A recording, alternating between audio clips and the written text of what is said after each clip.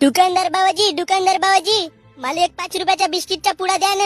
एवढा मोठा पोरगा ना 5 रुपयाचा बिस्किटचा पुडा खातेस का बे? मग का लवडा खाऊजी.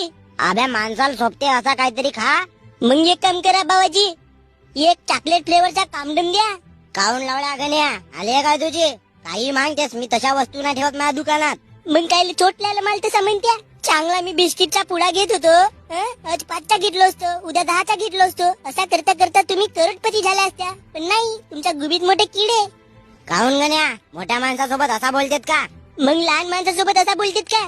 मग कसा बोलतेत गण्या? असा चांगल्याने बोलवत जा. गणू काय घेतात रे? पार्लेजी बिस्किटचा पुडा घे, मागे तूही खाजो न सवितीले देजो.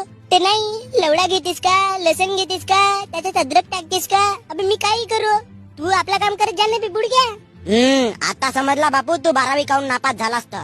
मी 12वी नापास हो, नाही तर 13वी नापास हो.